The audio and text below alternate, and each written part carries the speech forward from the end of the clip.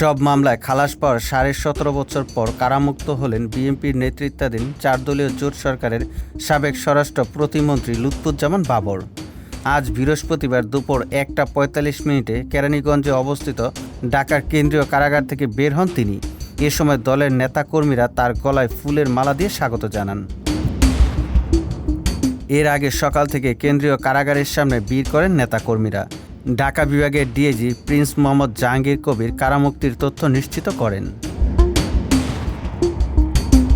বাবর ছাড়াও আজ কাশিমপুর কেন্দ্রীয় কারাগার 2 থেকে এনএসআই-এর সাবেক ফিল্ড অফিসার আকবর হোসেন খান, সিইউএফএল-এর সাবেক এমডি মহসিন উদ্দিন তালুকদার ও সাবেক এনএসআই-এর ডিজি ও ডিজিএফআই-এর ডিরেক্টর অবসরপ্রাপ্ত major general Rezaqul Haider Chowdhury, Kashimpur high security কেন্দ্রীয় কারাগার থেকে অবসরপ্রাপ্ত মেজর এম লিয়াকত হোসেন কারামুক্ত হন।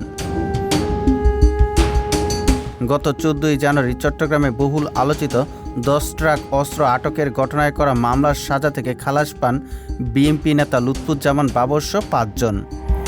ডেথ রেফারেন্স ও আসামিদের করা আপিলের ওপর শুনানি নিয়ে হাইকোর্টের বিচারপতি মোস্তফা জামান ইসলাম ও বিচারপতি নাসরিন আক্তারের সমন্বয়ে গঠিত বেঞ্চ এই আদেশ দেন।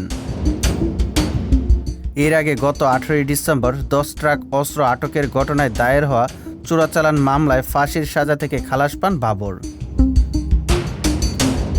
বাবরের বিরুদ্ধে আর কোনো মামলা না থাকায় মুক্তিতে বাধা নেই বলে জানান আইনজীবীরা। তবে কারা অধিদপ্তরে আদেশের কপি না পৌঁছানোয় মঙ্গলবার মুক্তি পাননি বাবর।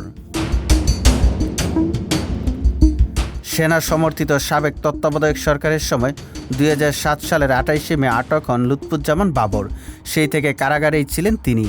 এরপর বিভিন্ন মামলায় তার দণ্ড হয়, যার মধ্যে 2টি মামলায় তার মৃত্যুদণ্ডাদেশ হয়, একটিতে হয় যাবজ্জীবন দণ্ড।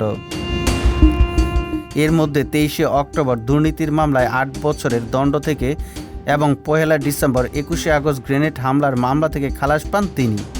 সবশেষ 28 ডিসেম্বর 10 ট্রাক অস্ত্র আটকের ঘটনায় বিশেষ ক্ষমতা আইনের মামলায় মৃত্যুদণ্ড থেকে খালাস পান তিনি।